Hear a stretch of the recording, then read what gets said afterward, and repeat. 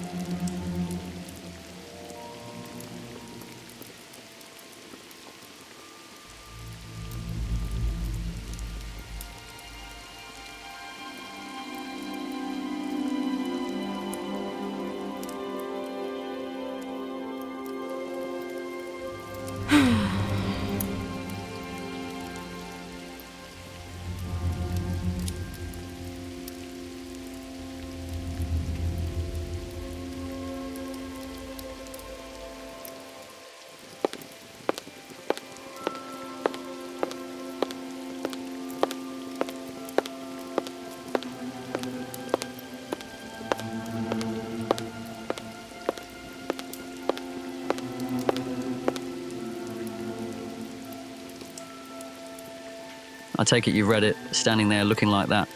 And apparently, you don't know what to say to me, although, I expected that. It's a pretty predictable reaction. You've probably reread it a dozen times, trying to find some hidden meaning in it, trying to decide if it's true, or even if you think it's some kind of stupid joke. But no, it wasn't a joke. Everything it says is true. And to be honest, I don't know why I even wrote it. Maybe because I'm tired of pretending I don't care. Maybe because I'm tired of hiding behind barbed words and averted glances. Or maybe just because if I didn't do it now, I probably wouldn't have decided to do it ever again.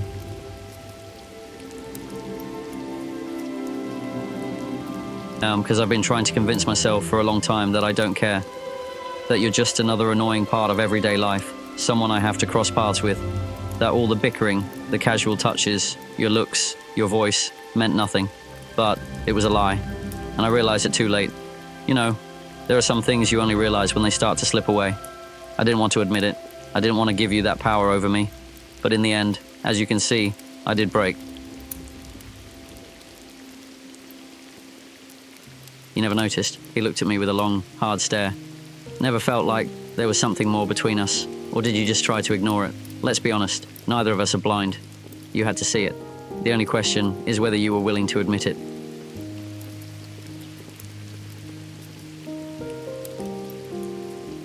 I know you must be confused, he said, after a pause. I didn't expect you to give me the same answer right away. To be honest, I didn't know what I was expecting at all. Maybe nothing. Maybe I just wanted you to know. I've been hiding it for a long time, you know.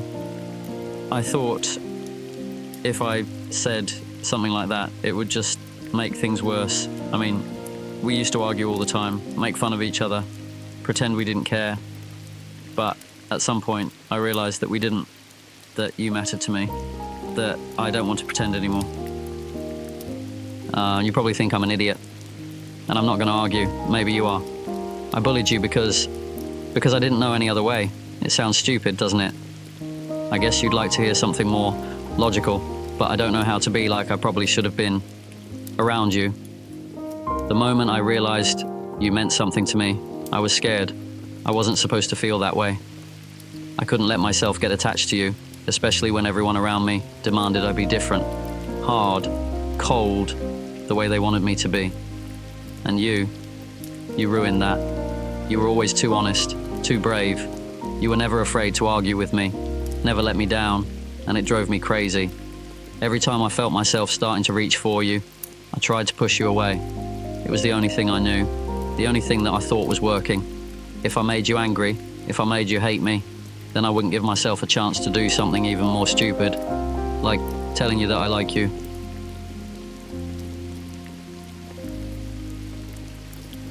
I don't expect you to forgive me for this. I know I acted like a complete idiot. I wanted you to know. You're not mad?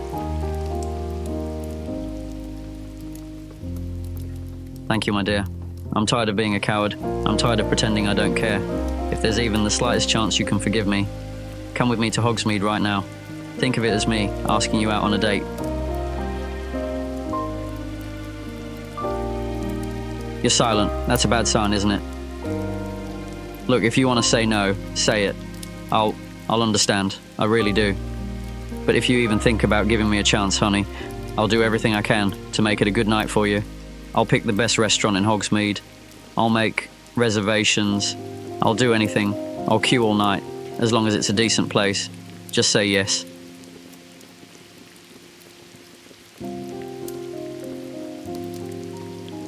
Oh, that's great.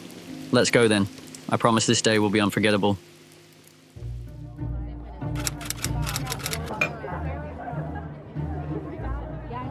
Well, here we are. It must be weird. I mean, you and me on a dinner date. Not fighting, not throwing spells at each other. It's pretty unusual. The waiter said it's one of the best in the restaurant. The view from the window, the cushioned chairs. You should like it. Anyway, sit down, my dear. Honestly, I wouldn't even blame you after everything that's happened. Well, you're probably not the person I should be sitting at this table with. And I'm probably the person you'd least like to see across the table. And yet here you are, sitting across from me, looking at me like you're waiting for me to say something stupid. And you know what? You're probably right. I kept thinking about how it was going to be. I wanted it to go perfectly. But of course, it didn't go the way I imagined. Probably because I have no idea what a perfect date is supposed to look like.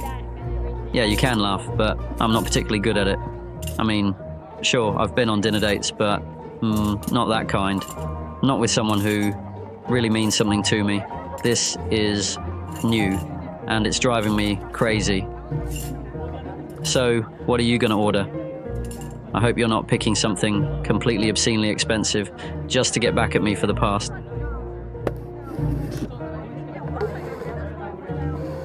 Lemon tart? Original. Although, when you think about it, it makes sense. You've always been a man of colorful tastes.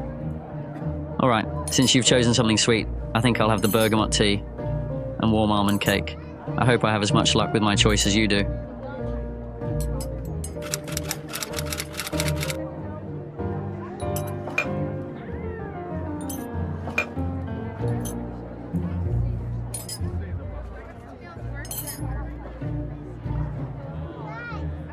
Strange feeling, like if we get up and leave now, this moment will fade away like a dream. You chose this place, you chose me to talk to, and you chose this dessert, which, by the way, I also finished. You know, you're easy, no judgment, no unnecessary words. It's nice.